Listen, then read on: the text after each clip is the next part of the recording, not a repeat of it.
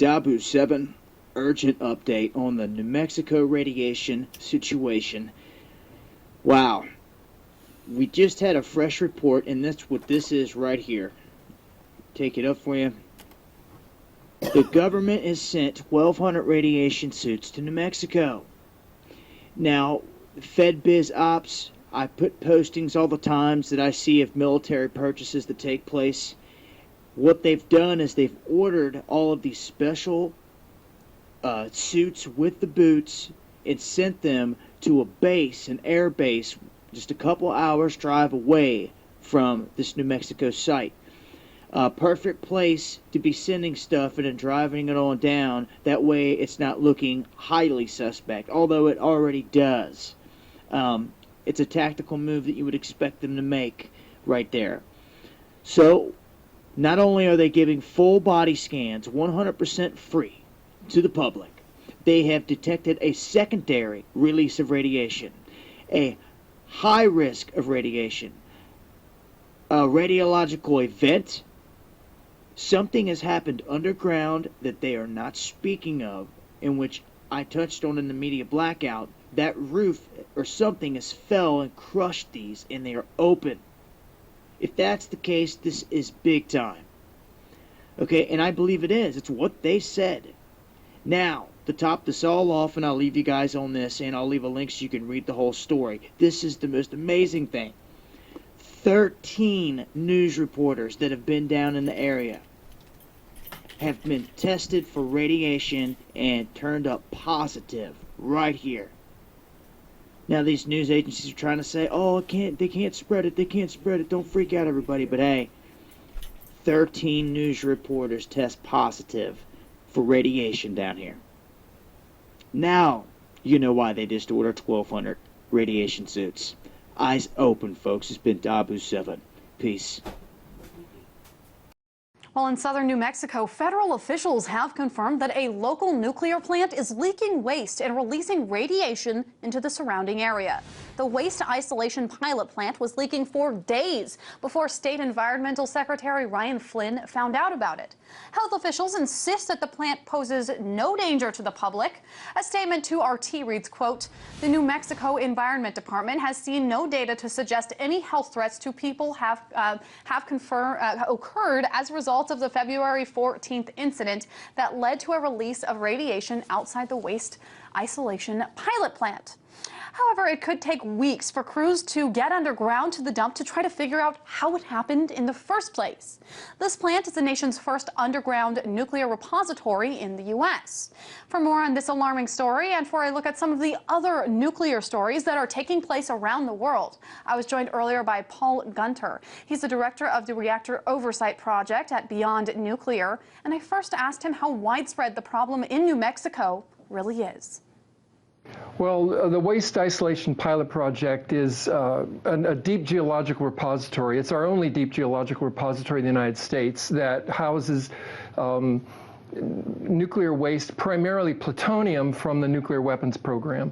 And it's licensed for 10,000 years, but this facility now, after 15 years of operation, we're evidencing now what originally was reported as a fire underground, but now the university system at New Mexico State University is saying that they have detected plutonium contamination a half a mile away from the site. So we have a nuclear accident that has occurred deep down underground, but has now the contamination surfaced into the atmosphere. So the Environmental Department says that all is safe. Should people take them at their word? No amount of plutonium, if you ingest it, particularly if you inhale it, is a safe amount. So the fact that that plutonium contamination is now being picked up in surface monitors, it represents a public health and safety concern. Now, something that you mentioned is that this is obviously one of the only places, the only place really, that stores this underground. Do you think that it makes it more or less dangerous because it is being stored underground? Well, this is the only long-term management strategy that we have for nuclear waste, but clearly what we now see is a communication between an underground accident, probably through the ventilation systems, that has now brought radioactivity, escaped into the atmosphere, and is being picked up by monitors. The idea of trying to isolate nuclear waste for tens of thousands of years is really daunting, and it's not really good science. It's really about you take these things on faith that it will remain contained, but we've lost containment now. So would we have been better off if this was above ground? Could we have contained this a little bit better? I don't think that there's any reliable method for long-term management of high-level nuclear waste or plutonium, which represents a biological threat for 240,000 years. Clearly, this is a man-made hazard that will force a hazard on future generations without any benefit. It's all liability. So let's talk about the announcement. It took a few days before they finally announced that there was radiation that was found outside of that building. What took so long? Is that the standard process? Well, part of the problem was that the Department of Energy denied access to the New Mexico State University Independent Monitoring Group. And so it's been a game of catch-up now, where the independent monitoring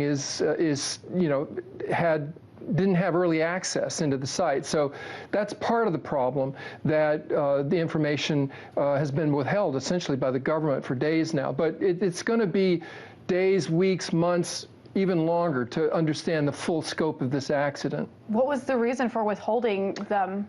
I'm not sure why the Department of Energy denied access to the independent monitoring group. Very interesting. Now, meanwhile, the Obama administration sources say that the president finalized a $6.5 billion loan deal to build the country's first nuclear reactors in more than 30 years. So it's been decades. Why are they considering building new nuclear reactors now? Well, this is part of an ongoing juggernaut that the nuclear industry has been, looking to revive itself. They called it a renaissance. In fact, it's a relapse to the same economic failure that stopped this industry dead in its tracks 30 years ago.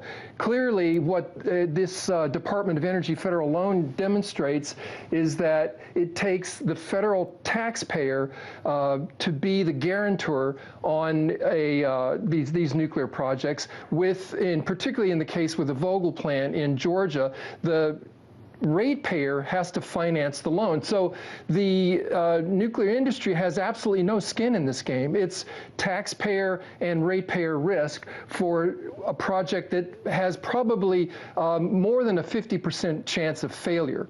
Now, when the Fukushima Daiichi power plant had all of those problems, I remember articles coming out criticizing the current state of American nuclear power plants. What is the current state of power plants? Should that money be better served updating ones that are currently in use? Well, there is a concern that these older nuclear power plants, like the Fukushima-style reactors, these GE reactors, like Fukushima Daiichi, are now more than 40 years old, and the operators like Exelon or Entergy are looking to put less money, less maintenance, and power up the reactors at the same time. So, we're seeing a decrease in the maintenance and oversight of these aging reactors so that the utility can protect its profit margins.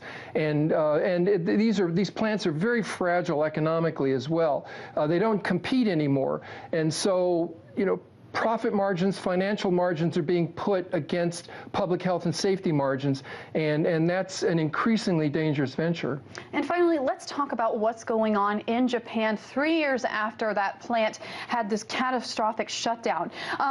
Right now, they are starting to let 30,000 residents kind of go back, and they're going to go back after a 2-year process. But at the same time, there's reports of new leaks. The latest one was 3,175 gallons of highly contaminated water spilled. Would you go back if you were one of the residents that was living there? These are essentially permanent isolation zones that will represent a biological hazard. Clearly, Japan is a very small island, and they have space problems, and so the government is essentially lifting restrictions when, in fact, the radioactivity that has got out of that plant and continues to escape containment represents a threat that should be widening the evacuation zones. That was Paul Gunter, director of the Reactor Oversight Project at Beyond Nuclear. The operator of the Fukushima Daiichi has opened the central control room of the facility's number 1 and 2 reactors to the media for the first time since the 2011 accident. The room shows signs that workers on duty that day struggled in the dark. On March 14th, 3 days after the earthquake, a hydrogen explosion blew apart the building that housed reactor number 3. The strong shock reached reactor number 2 as well.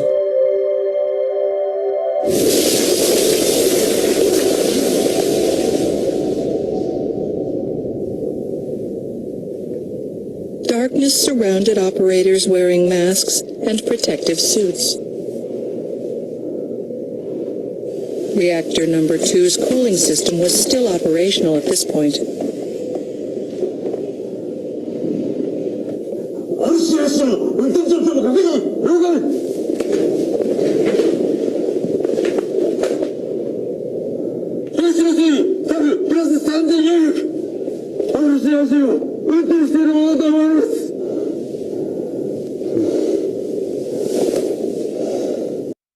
To get the power back on. The central control room, located next to the reactor buildings, is where workers struggled to contain the crisis 3 years ago amid rising radiation levels.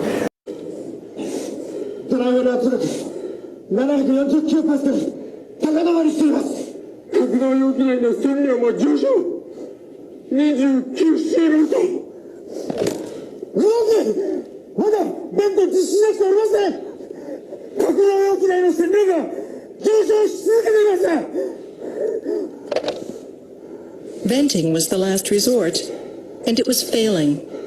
The unimaginable was happening. Another explosion has been heard at the Fukushima number 1 power plant. The blast was heard around 6 a.m. Japan time on Tuesday, coming from the number 2 reactor. At Fukushima number 1 nuclear power plant, number 2 reactor, at 6:14 a.m., there was a blast heard near the suppression pool, and the pressure began to fall in the suppression pool. We are continuing the water injection into the pressure of vessels, but the operators who are not directly engaged in this operation are being ordered to be evacuated to safer locations. The workers at the plant felt that without the proper support, preventing a meltdown was impossible.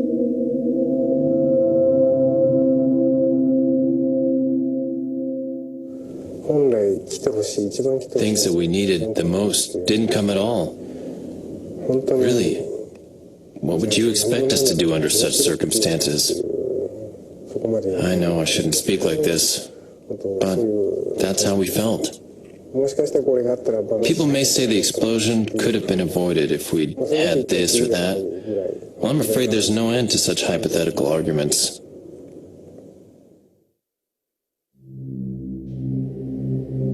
Japan lacked a system to deliver necessities to nuclear plants contaminated with radiation.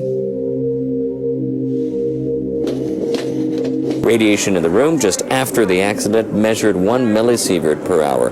Due to decontamination efforts, the level has since fallen to less than 1/150th of that figure. Numbers were scribbled on a wall next to a water gauge. It suggests how staff trying to monitor the amount of water inside the reactors couldn't write the figures down on paper in the darkness. A hydrogen explosion that occurred soon after the tsunami struck blew panels off the ceiling. Lighting fixtures remain exposed. The governing parties have just started to discuss a new basic energy plan for the country, but there are still many unanswered questions over Fukushima. In particular, it's still unclear why the workers couldn't properly vent off the pressure inside the containment vessel at reactor number 2. No clear picture as yet emerged of where and how the reactor and containment vessel were damaged, and why so many radioactive materials managed to escape.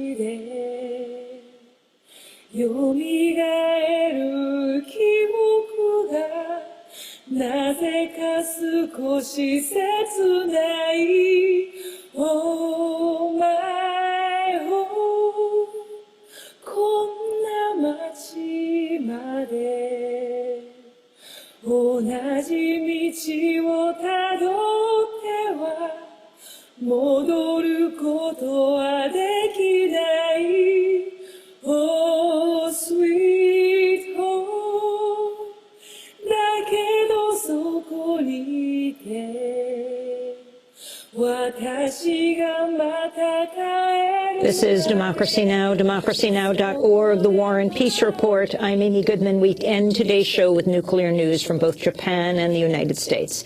Japan's just announced a major push to revive its nuclear energy program just weeks before the 3rd anniversary of the Fukushima Daiichi nuclear meltdown. This comes just a week after it was revealed about 100 tons of highly radioactive water had leaked from one of the hundreds of storage tanks at the Fukushima nuclear power plant. Here in the United States, the Obama administration announced last week it approved $6.5 billion in loan guarantees to back construction of the country's first new nuclear power plant in more than 30 years. This comes as a nuclear waste disposal site is set to reopen near Carlsbad, New Mexico, following an unexplained leak of radioactive material that occurred on February 14th. The underground waste dump was shut down after an air monitor detected radioactive contamination. On Monday, federal regulators reported slightly elevated levels of airborne radioactivity, but said they didn't pose a threat to the public. For more, we're joined by the co-authors of the new book, Fukushima, The Story of a Nuclear Disaster. Edwin Lyman is one of the country's leading experts on nuclear power safety and security, and a senior global security scientist with the Union of Concerned Scientists. Susan Stranahan is with us. She's covered nuclear energy issues since she was the lead reporter for the Philadelphia Inquirer's coverage of the 3 Mile Island accident, which was awarded a Pulitzer Prize. We're going to begin with Edwin Lyman. Talk about these parallel nuclear developments. Japan, with its conservative Prime Minister, Shinzo Abe, despite the polls showing overwhelming opposition to anti-nuclear, to growth of nuclear power reliance, is announcing upping this. And the United States is also moving in this direction. Well, I think these are both symptoms of the same phenomenon, which is the complacency about the nuclear industry and its dangers that was prevalent before Fukushima and is still still exists today. So we have Japan, the new government, which is hoping that the people will eventually forget about the crisis that they went through so that they can restart the 50 nuclear power plants that were shut down after the accident.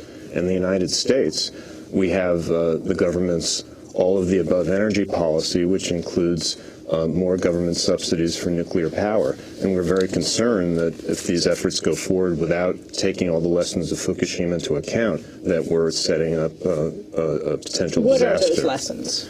Well, the main lesson is you have to accept the fact that any nuclear power plant is going to be vulnerable to a large natural disaster, and that there's no way to completely eliminate the dangers of nuclear power. There are steps you can take to reduce the risk, but we're afraid that here in the United States, the Nuclear Regulatory Commission and the industry are not going as far as they need to go to really reduce the risk to the American people.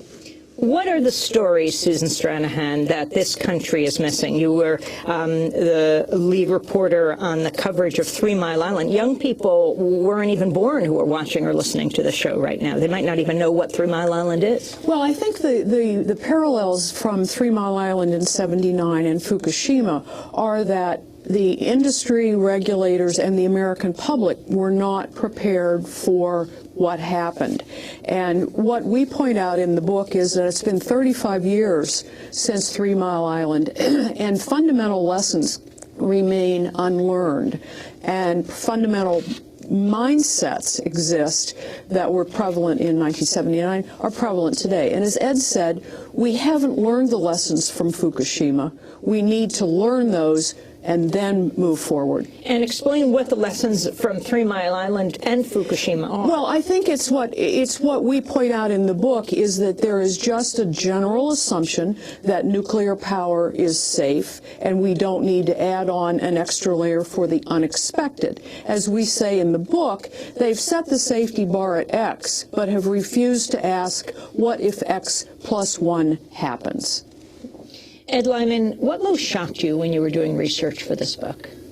Well, being in Washington for a long time, very little shocks me, but I could say that while the U.S. government was telling the American people there was nothing to fear from Fukushima and that U.S. plants aren't vulnerable to the same problems, internally there was a much different story. So we've learned from a lot of Freedom of Information Act documents that the Nuclear Regulatory Commission, the White House, were actually very concerned about the potential impact of radiation from Fukushima affecting not only Americans in Tokyo, which was more than 100 miles away from the plant, but also Americans on the West Coast. And they were furiously running calculations to try to figure out how bad it could get.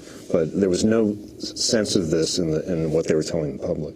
But so Americans were telling the U.S. government was telling Americans in Japan to leave much quicker than the Japanese government was. We just came from Tokyo. We broadcast for 3 days from Japan, and we're going to play the interview I did with the former prime minister, the one in charge at the time, Naoto Kan. He said it was extremely difficult to get a straight answer from TEPCO, the Tokyo Electric Power Company that ran the plants, and he had to fly in.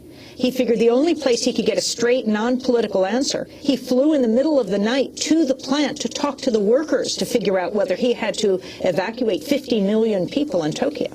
Yes, well, there was the general panic because the utility, nuclear power, was a huge part of its profile, and they wanted to do everything they could to stabilize the accident so they didn't have to tell the rest of the world that they were failing. And so there was a lack of transparency, which is persisting to this day and hampering the cleanup efforts. The human stories that you followed, Susan. I think that what we have always missed in the nuclear debate is the human side, the face of a disaster. And that's what I hope to portray by my contribution. Ed and our co-author, Dave Lochbaum, are nuclear safety experts.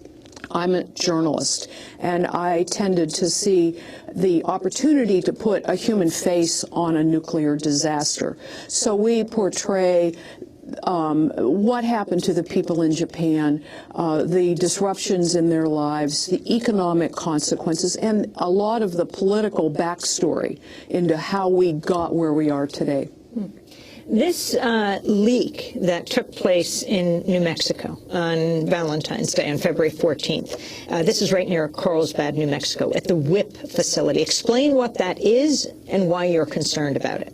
Government officials say don't be concerned. Well, WIPP is the only operating geologic repository for nuclear waste in the U.S., and it's where the Department of Energy sends waste that's contaminated with isotopes of plutonium that have very long half-lives and are very toxic. So there's a lot of garbage from the legacy of making nuclear weapons that's contaminated with plutonium, and that is essentially put into 55-gallon waste drums and loaded into this salt mine. And the leak, no one really knows the origin, but they've detected plutonium and americium actually outside of the facility. And so they have to figure out exactly where it came from, and no one knows yet. And now this has been touted as such a safe facility that New Mexico, this area, could become a depository for much more nuclear waste that might alarm many in New Mexico. Right. The local boosters want to keep it going, and so they're searching the country for more waste to put in it. But this issue, depending on how it plays out, could put a monkey wrench in those plans. I want to thank you both for being with us. Congratulations on your new book, Fukushima, The Story of a Nuclear Disaster. The co-authors, Edwin Lyman and Susan Stranahan.